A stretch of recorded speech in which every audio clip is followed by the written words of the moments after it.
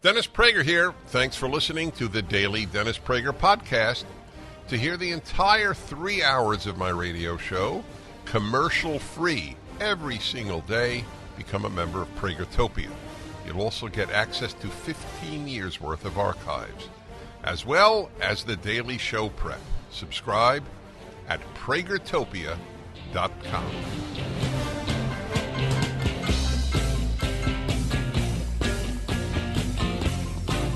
Just taking care of business on the Dennis Prager Show. Good Monday morning, everybody.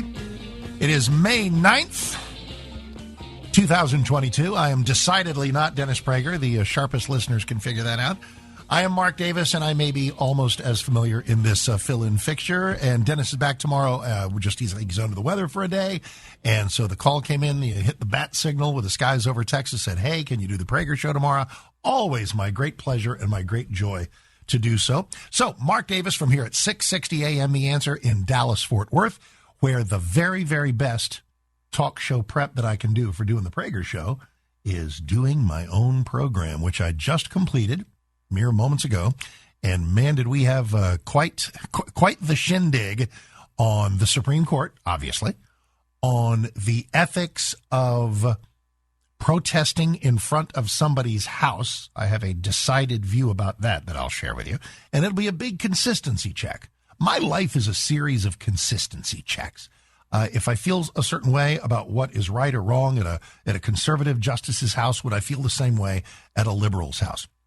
Because I've got actually a clip I'll play for you from what's left of CNN from over the weekend of one of their attorneys, and I use the term loosely, suggesting that this whole civility thing just seems off the mark, she says. When constitutional rights are under attack, when things are this serious, when we are this aggrieved, there are no rules anymore.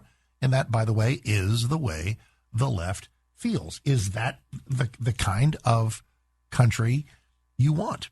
So anyway, the phone number, 1-8-PRAGER-776, 1-8-PRAGER-776. Again, my name's Mark Davis. Follow me on Twitter at Mark Davis. Same deal on Truth Social at Mark Davis Show, Parler, Mark Davis Show. And I check all those during the commercial breaks and see how everybody's doing and what things you are what things you want to say that you want to toss our way. But the best way to do that, of course, is on the phone lines at 1-8-PRAGER-776, 1-8-PRAGER-776. Always go to DennisPrager.com. PragerU to support all the things they're doing there. And the Prager and Julie podcast, all things Dennis, are always in force, and it's always nice to be here filling in. So as we progress, I have some questions for you from over the weekend. First of all, a retroactive wish. I hope that everybody had a fantastic Mother's Day. We sure did. I remembered my sweet mom, who's been gone for 24 years. I can't believe that. Every Mother's Day I think of her, because every day I think of her. I thank her for raising me and for giving me the kind of unconditional love that motherhood is all about. I thank God for my wonderful wife, Lisa, whose mothering I get to see every day, the ferocity of her love for our son. And as a bonus, I get to be married to her. So that's very cool as well. I hope that Mother's Day was great. And the fact that it was Mother's Day kind of adds to the trifecta of benefits of having this Supreme Court ruling leak out. Let us begin by stipulating, as if I have to, that the leak is terrible. It should not have happened. That is, by the way, one of the questions I want to ask you. Do you think we'll ever find this person? I was talking to my talk show buddy Mike Gallagher earlier, and he said two things that seemed like they can't both be true at the same time. He said he believes they already know who it is, because how many total human beings are we talking about who could have done this leak? What are there, 9 justices? They each have like 4 clerks. And then we get to the whole thing of, do we know? Do we absolutely know that it was a liberal clerk? And I'm still getting the occasional call. Yeah, Mark, how about if it's one of them liberal justices? What if like Kagan did this or that Sotomayor? It's like, I don't put anything past anybody anymore, but that just seems like a bridge too far. An actual bit of mischief from an actual justice. But my life is full of things that I once thought impossible or improbable that are now actually happening. Ain't talk show life grand? And but that's I'm just not going to go. I'm going to stay with what strikes me as the far more plausible notion that we're talking about a clerk here, or because who else is in the very tightly defined group of people who have access to such a document? And so there are two possibilities. One, liberal mischief, where the idea is to light the fires of discontent, which I guess has happened, you think,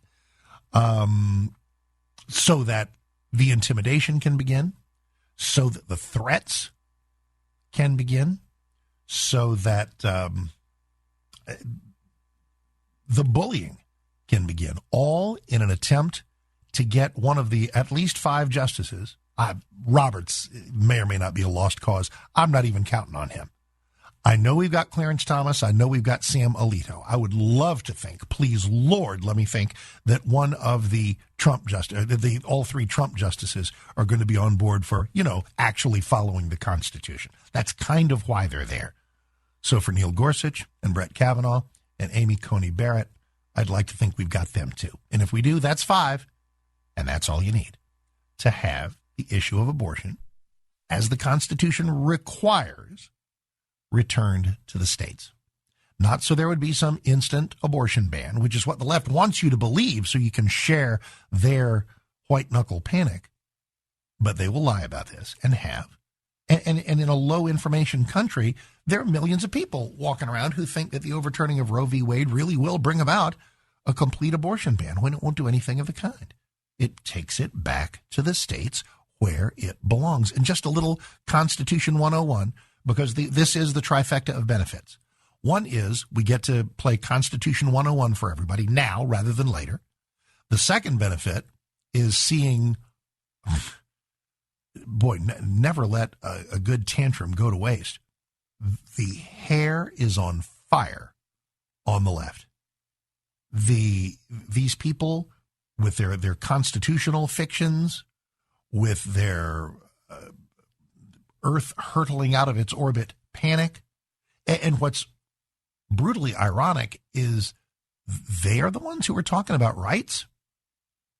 When the left approaches the abortion issue, they do so often by concocting rights that don't exist, like the right to terminate a pregnancy.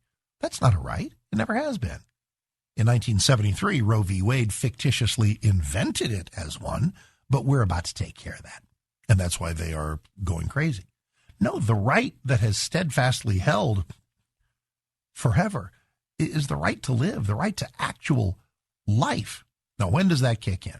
Conception, implantation, first trimester, ever. Those are the debates that play out across America. And those debates should take place in every state capital, with every state legislature. That's how the Constitution works. So, benefit number 1 is we're getting to teach Constitution 101 to everybody, now rather than later. Benefit number 2 is the opposition is absolutely making fools out of themselves. And benefit number 3, which was also a benefit of the calendar, was Mother's Day, actual Mother's Day. And I just couldn't resist a little, social media moment of my own. Follow me on Twitter at Mark Davis if you wish. And I saw an interesting tweet from somebody very famous who said on Mother's Day, Happy Mother's Day, ... especially to those who are celebrating it for the first time. I thought, how sweet. Somebody with either a brand new baby, 3-month-old baby, 6-month-old baby, 8-month-old, wherever this is your first Mother's Day as an actual mother. Fantastic. That tweet was from Ellen DeGeneres.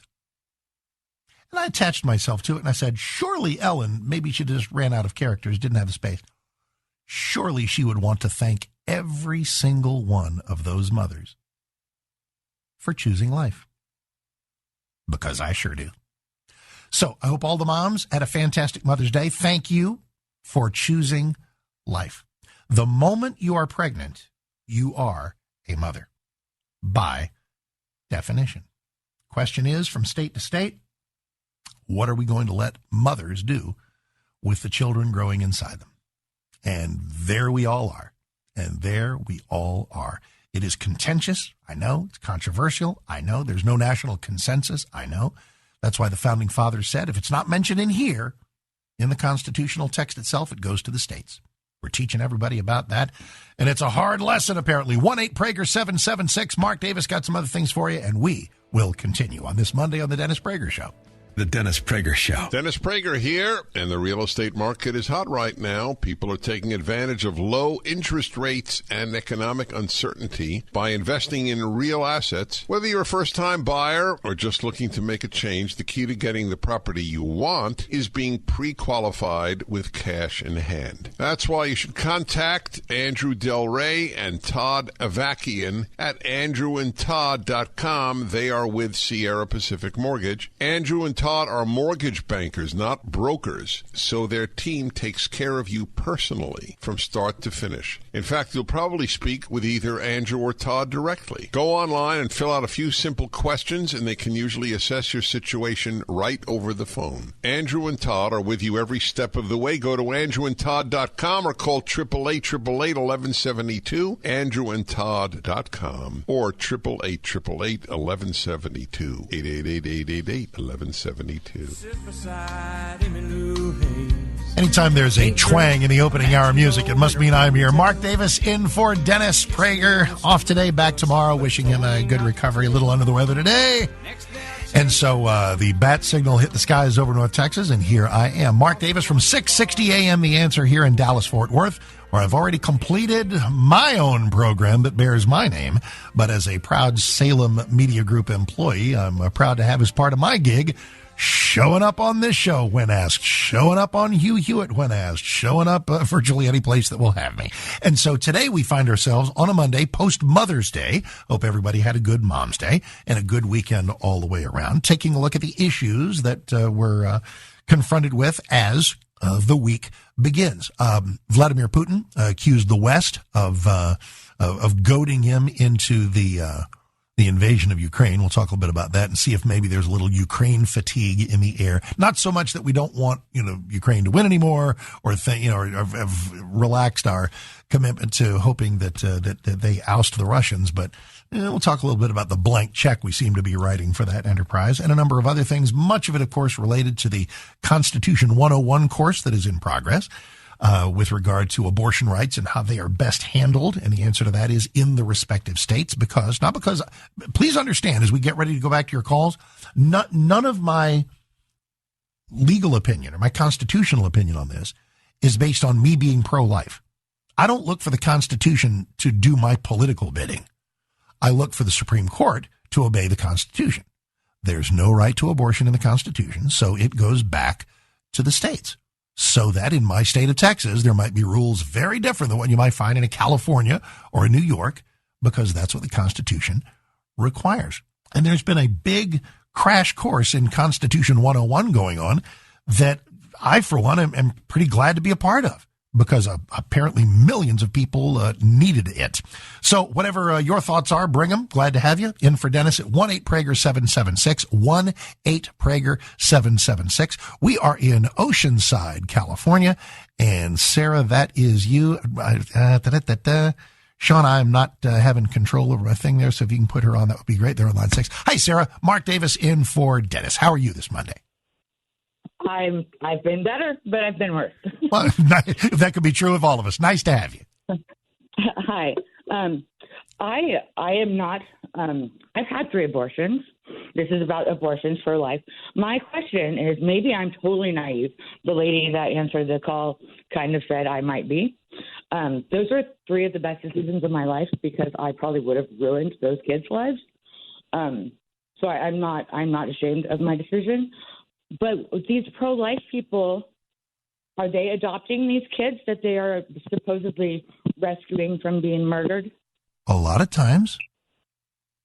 I mean, when those of us who are, and I'm glad you're here. Let's trade a thought or two and maybe have some clarity among us. When pro-life people, glad to have you. When pro-life people favor adoption, when they hopefully wish for adoption rather than abortion, it is so that the newly created life can actually be born and live.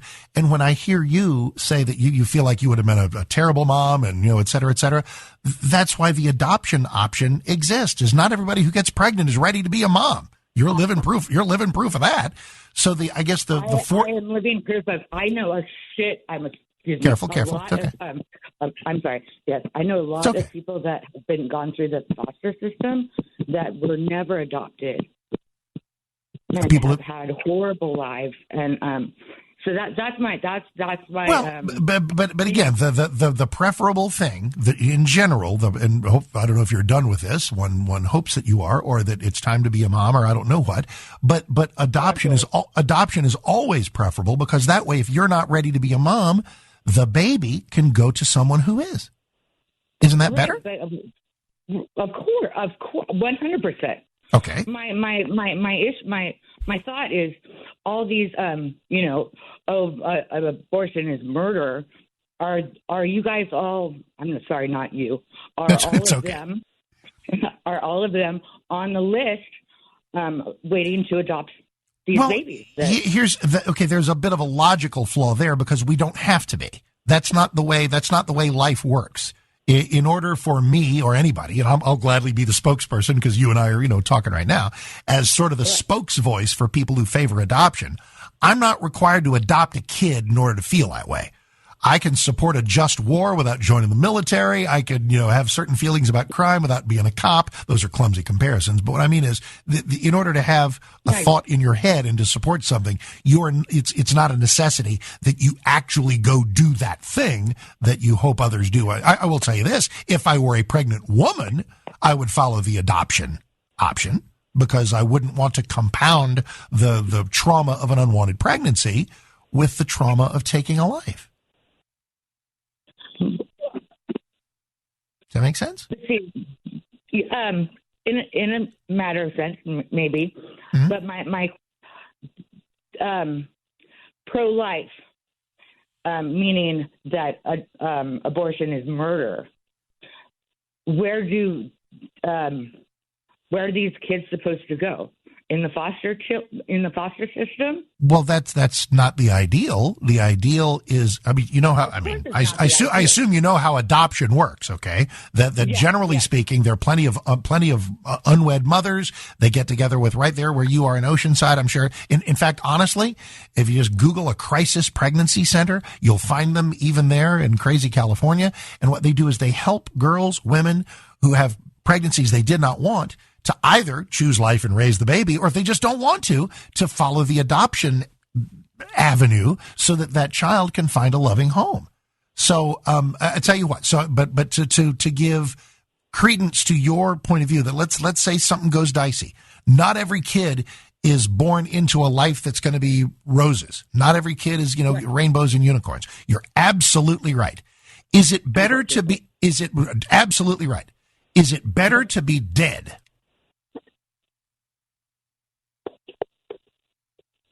I don't think so. Are you asking my? Yes. If the choice is a tough life, a rough life, a challenging life, listen, I know a ton of people who are magnificent adults who have come from really rough upbringings. I'm glad they didn't die. I'm glad that their moms didn't say, well, I'm going to be a crappy mom, so let's just extinguish this right now. I'm really glad they didn't do that. Well, I am too. Okay. However, if you ask them, living an entire life of hell. Well, how many people live an entire life of hell? I mean, we've kind of upped the ante, haven't we? At first, we were just in a tricky childhood, because once you're 18, guess what? It's, I also know a ton of people who had really rough childhoods who then use that to inform the decisions they made and inform the kind of life they wanted to lead once they were grown-ups. Because once you're a grown-up, it's on you. Once you're an adult, that's 18 years. Well, that's the formative, years of, who makes you you. You betcha. And they're very important years. Absolutely right. But again, with all of these, in a crappy foster system. I know. So again, I'll ask you: crappy foster system or death? Which one's better? Give me crappy foster system any day. Really? Yep. or death. Again, it's pretty binary. And it's kind of a false choice, because in order to justify the taking of a life, you're trying to craft the worst possible existence a kid can have. I won't deny that that happens, but since you never know ahead of time, isn't it a little bit of threadbare logic to say, because this kid might have some bumps in the road, let's kill him? Oh, all kids are. That's a 100%. All kids are going to have bumps in the road. You're making my point. Exactly right. So listen, that makes people, but no, indeed. I say, if the people that are advocating that abortion is murder, are they all on a list? Well, that was about 4 minutes ago. We covered that. That's not required. One is that you are entitled to have whatever, you and I were all entitled to have whatever opinions we wish about what we hope people do without actually necessarily doing that thing. Right. We covered that. So, how am I supposed to think about that, though? Well, you're entitled to whatever opinion you wish. You're always entitled to whatever opinion you wish. I guess the only thing I would ask, and it has been wonderful spending time with you, is that if somebody is listen, we disagree on this, I guess. I don't know. Maybe we don't as much as we did 10 minutes ago, but one can favor adoption without necessarily adopting one's own self. So much appreciate it. Back in a moment. Mark Davis in for Dennis. The Dennis Prager Show. The fight for the unborn is raging in our country. An unprecedented leak from the Supreme Court indicates that Roe v. Wade is on the brink of being overturned. During this critical time, a new movie is about to be released. The award-winning film, The Matter of Life, cuts through the rhetoric and hatred and exposes the real issues surrounding the plight of the unborn. The Matter of Life will be in theaters nationwide for 2 nights only, May 16 and 17. If you care about protecting the unborn, this is a movie you will not want to miss. Go to fathomevents.com to receive your tickets for a theater near you for May 16th or 17th and have your own life transformed as you watch The Matter of Life. That's fathomevents.com, Fathom events.com. There's a battle taking place in America. Whether you are pro-choice or pro-life, you should see this film. Yes, they are. Dennis Prager Show for this Monday, the 9th of May. Mark Davis filling in from DFW here at 660 AM. The Answer. Let's get back to your calls. It's a big Constitution 101 in progress. Leaker intrigue. Putin talks on Ukraine, Mother's Day stuff, and just all manner of topics. It's always open season when I'm here, and I like it that way. A multi-topic day in progress. 1-8-PRAGER-776. 1-8-PRAGER-776. So the last lady, whom I greatly thank, she posited a worthy challenge. Like, hey, Mr. Pro-Adoption, how many kids have you adopted?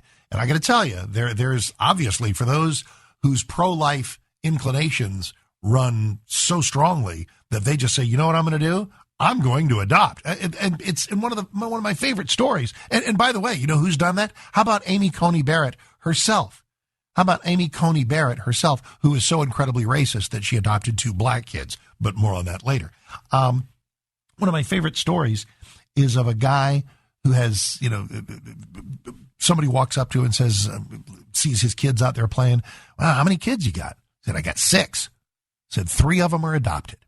I forget which 3. That's just the sweetest story, because parenthood is not first and foremost about biology. It's about who's there taking, who's there doing the caregiving, doing the child rearing, et cetera, et cetera, et cetera. So she asked me, how many kids have I adopted? And the answer to that is none. Got 2 on my own. Thank you very much.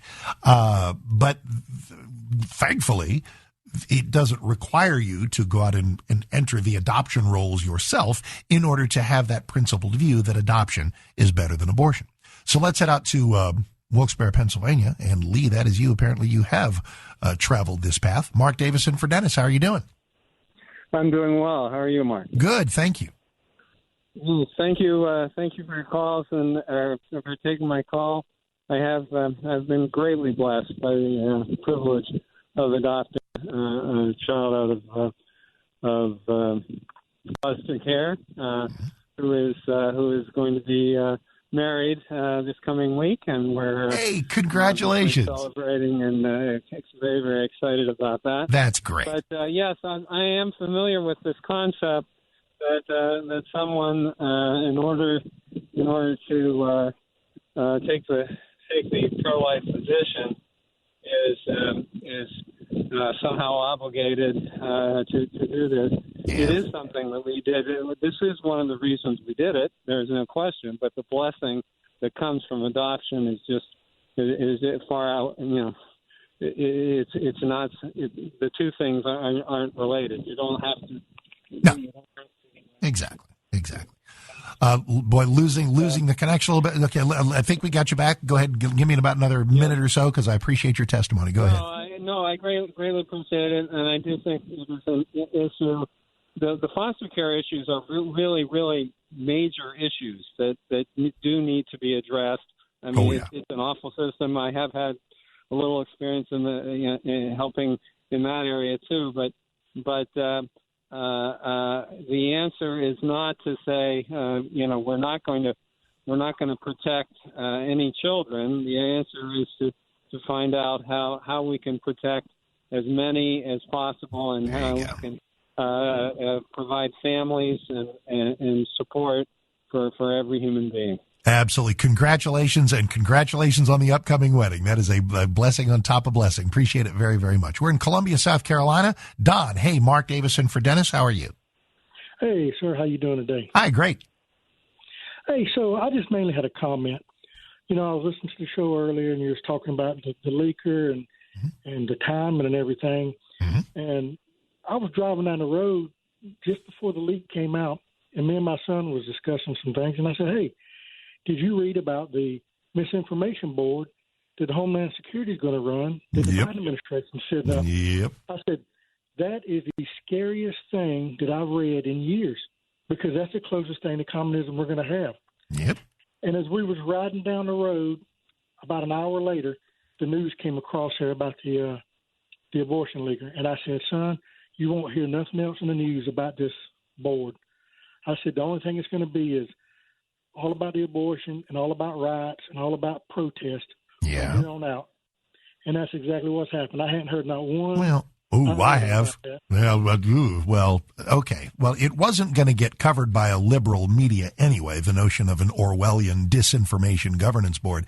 If you're thinking that somebody spirited an advance copy of a ruling out of the Supreme Court in order to drive the disinformation governance board off the news, that's a bit of a strong bridge to cross. I have sometimes two big stories happen at the same time. Sometimes five big stories happen at the same time. Sometimes one will be so big that it kind of eats up another one. But I would say certainly in conservative media, there's been an enormous amount of attention to this ridiculous disinformation governance board. And there's a number of states rising up to sue the White House to make sure they don't do it. So if it was a smokescreen, it didn't work. I got you. Well, I appreciate it. I mean, I don't get to listen to a whole lot. When I'm at work, I'm riding in my work truck. I listen to Dennis Prager. I try to listen to Kilmeade in the morning sometimes. But I'm limited on what I get to actually listen to all the time. Understand. Well, we all appreciate it. Dennis appreciates it. I appreciate it because I'm the guy here today. And thank you, and God bless you, and give us a buzz anytime, no matter who's hosting. All righty, let us roll into California. Will, hey, Mark Davis in for Dennis. Welcome. How you doing? Good morning. Yeah, this is Will from Placerville. Pleasure to have you. I'm originally 69 years old in California. I'm originally a child of the 60s back in Berkeley. I was kind of radical back then, but I grew up. I came to the conclusion back when I was earlier that women should have a right to an abortion, although it is not in the Constitution. Obviously, something has to change there, to my personal opinion. On the other hand, unlike a previous caller who had a problem with it, also, we have adopted 3 daughters in our past, all of whom are now grown and out into the world. Congratulations. That's awesome. With about a minute and a half to go, let's work on this.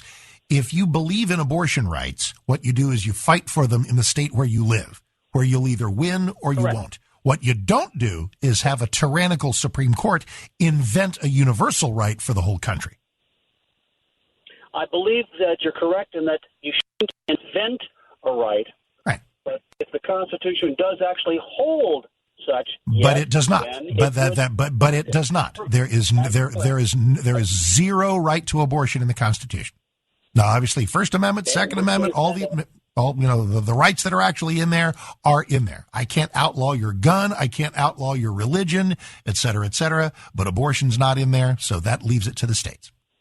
That's how it works. Right. So I'm afraid that my opinion is based on the idea, not the right, but I admit the idea of personal privacy and a woman's body being... Whoa. So the unborn child means nothing to you? The distinctly created human life just lose... Go ahead, I'm sorry. I will admit that this is an intellectual conflict. Then let me free you from that. Let me free you from that conflict. Go ahead. Okay. Do me a favor. Call Dennis. He'll pick up from here, or me the next time I'm here, because I appreciate it. Of course, it's an intellectual conflict because you're ignoring an actual life. Who wants to do that? So the solution is don't do it. Back in a moment.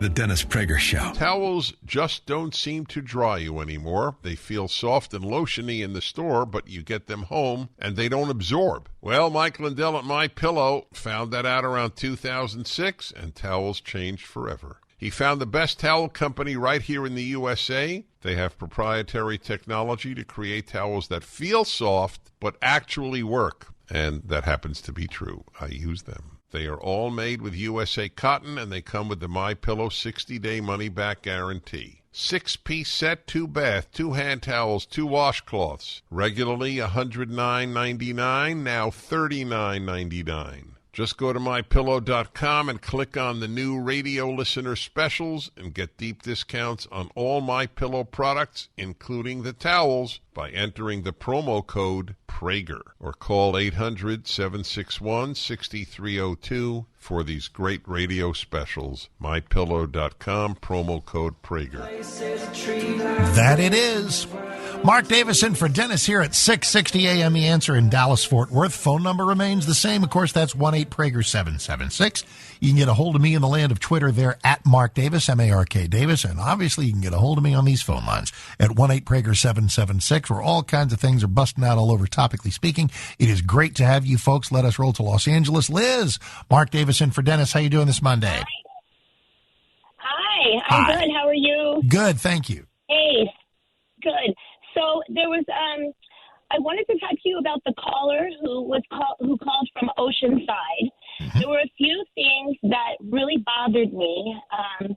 First of all, she said that she had 3 abortions, yes, and that they were the best decisions she had made in her life. Yeah. She said something to that nature. Okay, that's correct. And it shouldn't be the best decision. It should be the most difficult, most heart-wrenching decision.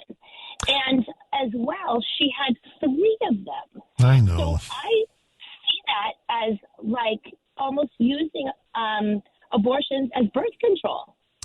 I do too, without projecting myself onto her life and making presumptions, which I know you don't seek to do.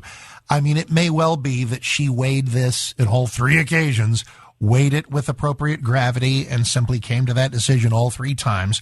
And she did say the reason, the context for it, was that she would have been a crappy mother, and that I don't know where this comes from, but like the baby would be better off. And that's why I asked her for the ensuing 2 or 3 minutes, a dicey foster system or death, a tough upbringing or death. Give me life under any circumstance in every single one of those instances. For the gentleman we just spoke to, I am fascinated by him, and let me have a closed circuit word with him that everyone can hear, so it's not closed circuit. If you find yourself thinking, as this gentleman did, and I really respect his forthrightness on this, he said, I'm all for leaving abortion to the states, understand what the Constitution says, but I kind of think that a woman should have the right to an abortion. I would probably fight for abortion rights in my state, he said, because of privacy and woman and her doctor, all of those ghoulish pro-choice index cards. And I asked him, I said, sir, you mean that the distinctly created human life, the unique human life thus created, which is not a part of the mom, it's not her vital organ, it's not a clump of cells, it's not a tumor, does that mean nothing to you? And he paused for a minute. He said, well, it is a bit of an intellectual, conflict. It's because he has not just a brain, but a heart. So all of you who are pro-choice, think about this. Think about the intellectual back of your hand that you give to a distinctly created human life. And he said, it's a quandary. And I said, well, let me free you from that. Stop it. Stop being cavalier about that human life. Stop being dismissive. Stop pretending it doesn't exist. Because when you do understand what it is, when you do accept what that newly created life is, then you are brought face to face with the ghoulishness of your pro-choice view. Now, if after that you just don't care, if this is what I think I said this last hour, I would love to have an intellectually honest conversation with a pro-choicer who will tell me, I do not believe that distinctly created human life is deserving of protection under law. Because at least then you're being honest with me. I'll vociferously disagree, but at least then, we're on the same stage talking about the same thing. And I don't have people offering up piffle like woman and her doctor, like those are the only parties involved in this controversy, or privacy. Privacy is suspendable under 1,000 circumstances if there's something you're about to do.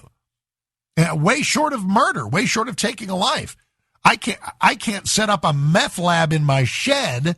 Say, oh, no, officer, you can't see that. I think you got a meth lab in there. No, you can't look at that because privacy. If I'm abusing a child, if I've got somebody chained in the basement, privacy goes out the window. So don't even do privacy on the notion of taking the life of an unborn child. So I'm not going to make everybody agree with me on my pro-life stance, but for the pro-choicers, I am going to require a certain amount of intellectual honesty. You have to understand the circumstance and the meaning and the consequences of what you are saying and of what you believe.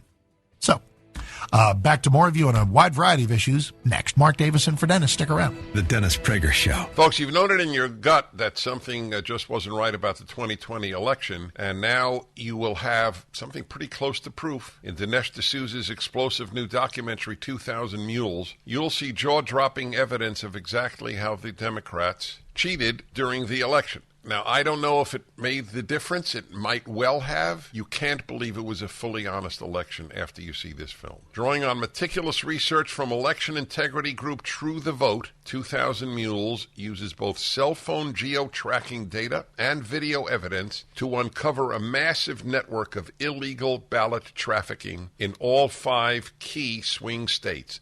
Thousands across the country attended the nationwide theatrical release. Now you can watch from the comfort of your own home, watch on any device with a web browser, see the movie that President Donald Trump calls a real blockbuster. Go to salemnow.com to watch today. That's salemnow.com, sponsored by Salem Media Group.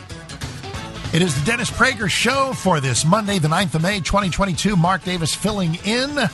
Glad you are here. We're going to dive right back to your calls. We've got quite the roundtable ongoing on obviously abortion rights, constitutional issues, what's in there and what's not. And as promised, you might want to hop on to salemnewschannel.com because I'm about to wave this around and do this.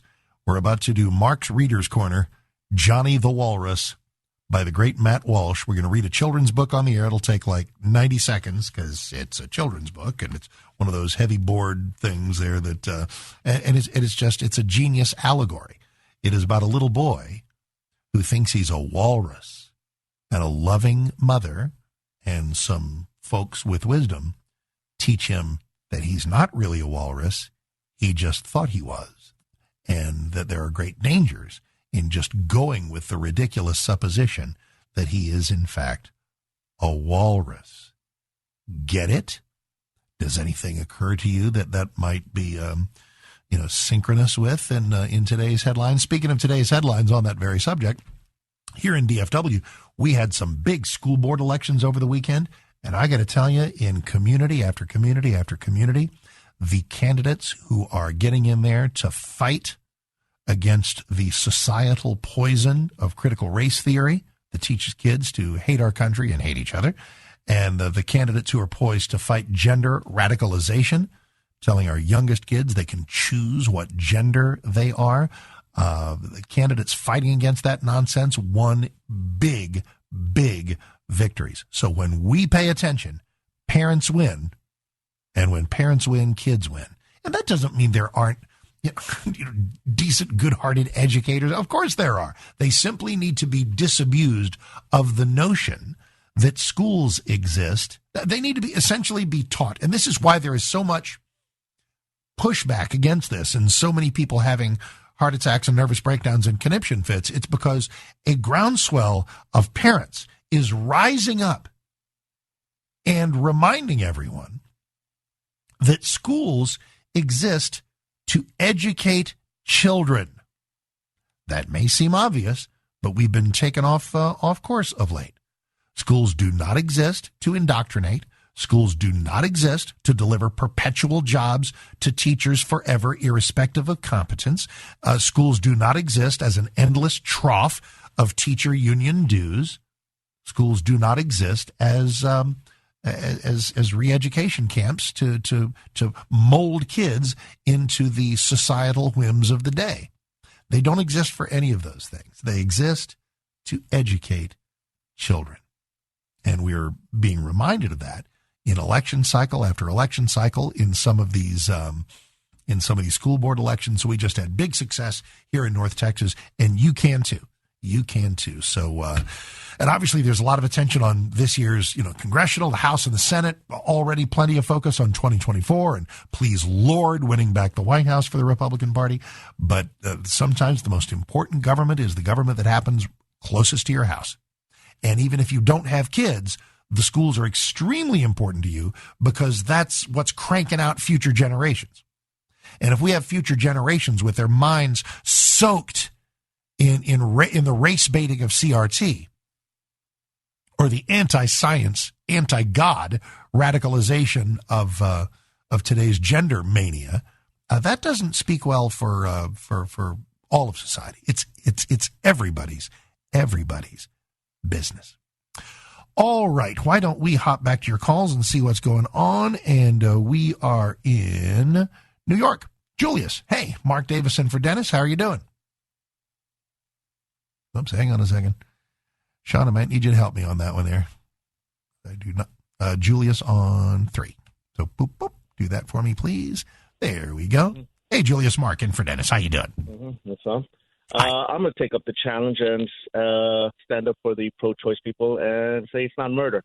Well, thank you. Okay, well, that wasn't really, that wasn't exactly the point. My request was for a pro-choice person to step forward and say, I absolutely recognize it's a distinctly created human life. Doesn't have to be a person like you and me walking around right now. You mean a petri dish? Like a petri dish sample? Exactly right. Is that what you believe? Okay, so is that what you believe?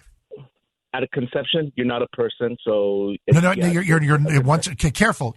I'm going to do me a favor. I'll do the same for you. I want you to answer the actual question that I ask you. So let me pick a point of fetal development, first trimester, 10 or 11, 12 weeks, when often moms go to hear the baby's heartbeat for the first time. You mean electromagnetic pulse? No, I don't. I mean a heartbeat. That is a heart beating. So we do recognize that. Before anything, so heart can exist outside of a body. So there's more to being a person than a heart. There sure is, but that is a distinctly beating heart in an entity that is not the mother, a distinct and different. But it's not an entity. Dude, I think you're making clear. Of course, you know what an entity is? Do I need to go to the dictionary before we proceed?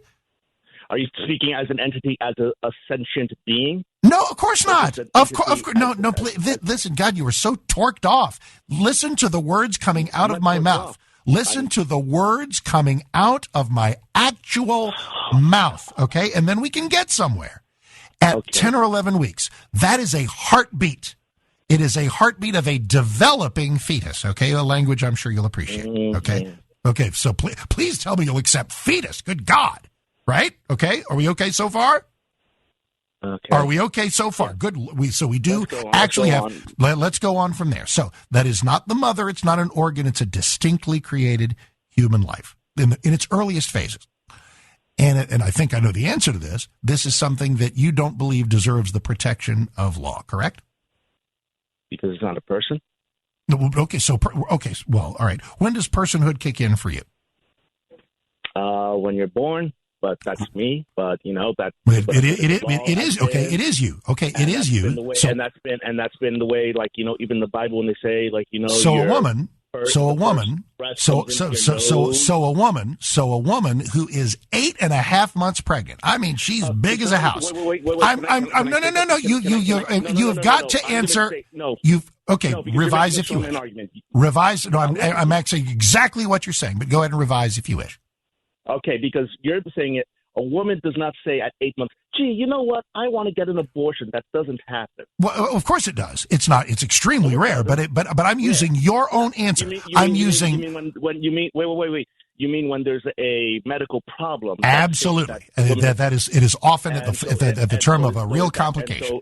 Absolutely right. Are you saying that's a wrong thing? Yes, I am. I absolutely am. Why? Yeah, because I'm pro-life. Because I am pro-life. I'm on the side of the woman. I want the woman to live. Well, no. Listen. If it's a life, if she's going to die, then absolutely, you bet. Because the life exception is fine. But we're getting bogged down. Okay. Let's go back beyond. Do you want a child to be born that's going to die immediately after its birth? There are those complications. There are indeed, and if that happens, it happens.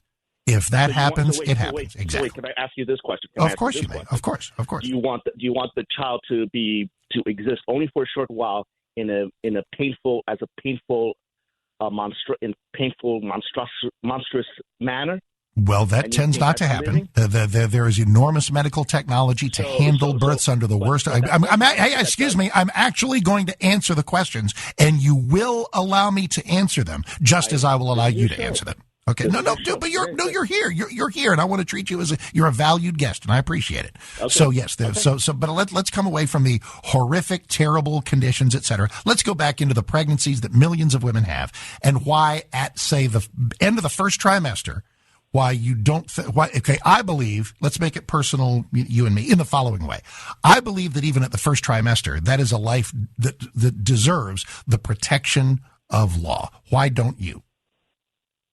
Because it's not a person. So that's what led me to ask you when personhood kicks in, and you said birth. So that's why I was asking you.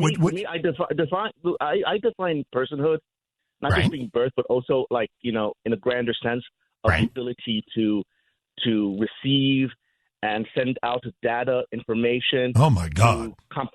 Yes, even babies have that ability. Well, okay, all right. Then last thing, because I appreciate the last. So let's say, so here you and I are with very different views. Is it okay with you that the Constitution is obeyed, where people in states where you're the majority would have abortion laws, and people in states where it should not be up to the states. It should not be up to the federal government. It should not be up to anyone. But you know that abortion rights are not in the Constitution, right? You know that. Abortion rights are not in the Constitution. So then are you saying then, as an individual, no right to privacy exists? Yeah, correct. Exactly right. That is exactly with that we're done. Exactly right. There's no constitutional right to privacy. I'll explain more later. Some loving spoonful on the Dennis Prager Show. Mark Davis filling in. Let me give a heaping spoonful of thanks to the last gentleman. I asked for somebody to just step into the arena here and be intellectually honest, which he was. I said I want somebody, at least on the pro-choiceness of his beliefs. I said, listen, tell me that why that distinctly created human life does not deserve protection to you, and he did. Now, once we got to the end, and the clock is a cruel taskmaster, but so here's the deal: something does not become a constitutional right just because you are passionate about it, or because I'm passionate about it. The Constitution doesn't exist to reflect yours or my personal wishes. Roe v. Wade shouldn't be overturned because I'm pro-life or because anybody's pro-life. It should be overturned because the right to abortion is not in the Constitution. And the gentleman said, are you telling me? And I want to answer his question because he certainly answered mine, and I appreciate it. He said, do you believe that there's no right to privacy in the Constitution? And that's exactly what I believe, because there's not. There's no absolute right to privacy in the Constitution. That's crazy. If you got a meth lab in your shed, you have no right to privacy. If you've got somebody chained in the basement, you have no right to privacy. If you're abusing someone, behind the front door of your house, you have no right to privacy. So privacy was always a sham. It is something we've established as a society, as an expectation as citizens that we can have under normal circumstances. But the notion that there was ever a constitutional right to privacy was a lie on its face. All right, shall we do this? Let's see. How are we doing here? Let's see. What's the time situation? Let's do. All right, everybody. Mark's Reader's Corner. Right back to your calls here in a moment. Let's enjoy Johnny the Walrus by Matt Walsh. Ready? It's very visual. If you're watching on Salem News Channel, here it is. And I may actually flash some of this for you. But for the rest of you, I'll describe it. Johnny is a boy with a big imagination. One day he's a dog. The next day, a crustacean. One morning he came downstairs barking and clapping with wood spoons for tusks and sock fins a-flapping. I'm Johnny the Walrus, he said with a roar. The wood floor's my ocean. The carpet is my shore. Johnny's mom loves her son's make-believe time. You're Johnny the Walrus till you change your mind. But Johnny's mom's phone said, it's not just pretend. Only a bigot would say that. How dare you offend? Let me pause, because it now shows picketers. Johnny is a real walrus. Stop anti-walrusism. Let Johnny transition. Get it? Get it? Mommy was told to take John for a checkup. You'll need to eat worms and put on gray makeup. But the worms give you whiskers. The gray blends you in. And a simple procedure cuts feet into fins. It's gross eating worms, Mom. They're also dang twitchy. Wood spoons kind of hurt. And the makeup is itchy. Deep down, Johnny's mom knew that something was wrong, but she felt so much pressure, she just went along. The internet people knew just what to do. Mommy was told to take John to the zoo. When Johnny arrived, the walruses grunted. My boy's a real walrus. His growth was just stunted. The zookeeper thought, what's she talking about? Ma'am, that's just a boy with wood spoons in his mouth. But if I say that, they'll believe that I'm phobic. Protecting your son, ma'am, is what's most heroic. And at last, Johnny's mommy was able to see that Johnny's not what he's pretending to be. Now mommy ignores the mean things on her phone, while Johnny pretends he's a bird flying home. Isn't that just the greatest? Thank you, Matt Walsh. Thank you, whoever that's Daily Wire DW Books who put that out. Johnny the Walrus, wherever fine books are sold, an allegory for our times. All righty, let's see here how we time-wise. Good. Let's hop back to your calls on a wide variety of things. 1-8-Prager-776, 1-8-Prager-776. We are in Phoenix, and Mary, that is you. Mark Davison for Dennis. How you doing? Good. Hi, Mark. Hi. I'm weighing in on the abortion issue. Mm-hmm. I am someone who has formerly had abortions. I'm a radical hater of it. I know the truth about it and what it has done in my own life. And I get so tired of listening to all the bantering back and forth about pro-life and pro-choice when the core issue at hand is why, for me, it was promiscuous and just giving myself away loosely. Not, I was raped or anything like that. And we live in a generation that's kind of on a moral decline, and all this is socially acceptable. And the point is, for me, is like why women are giving themselves away to anybody that will give them a wink and a nod or buy them a dinner and a drink. You have, yes, ma'am. And it comes back to, and Mary, thank you. Find me 100 women who have had abortions, and there are a lot of different reasons.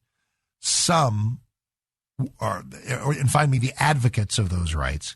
Some, many, especially on the left, are looking for consequence-free sex, are looking for the ability to be sexually active, and whoops, I got pregnant. Wow, didn't see that coming. Holy cow, what do I do now? And for someone to step in and say, well, you've made a choice. The choice involved the creation of a distinct human life. So that's a life that we're going to give the protection, or give some protection under law. And that's heavy lifting for a lot of people. And I understand that. So that's why the logic then goes in the following direction. You either do or do not value, and again, I go back to the earlier gentleman, to whom I really remain grateful, because if you look at some of the phraseology, it was, that's not a person, it's not sentient, always a great word. It's even the point of disparaging the heartbeat at 12 weeks. It's just an electrical signal. No, that's an actual heart beating at its earliest stage. And then said that personhood hasn't kicked in. So when does personhood kick in? Birth? Really? And that's why I asked at, 8.5 months if you don't have a person yet. And no, it's a tiny, tiny sliver of terminations of pregnancies that happen that late. And often it is when you're in the middle of some deep medical crisis. But if personhood doesn't kick in till birth, what objection would you have to it? It was my attempt to get the gentleman to recognize that personhood, or at least the protections of law, should extend further back into the pregnancy. Now, I don't think his are going to extend back as far as mine do.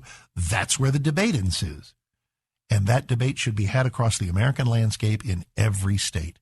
And that's what will happen when Roe v. Wade is overturned, which it will be. And so let me repeat finally, something does not become a constitutional right just because you or I might be passionate about it. Mark Davison for Dennis. Be right back. Dennis Prager here. Thanks for listening to the daily Dennis Prager podcast. To hear the entire 3 hours of my radio show, commercial-free, every single day, become a member of Pragertopia.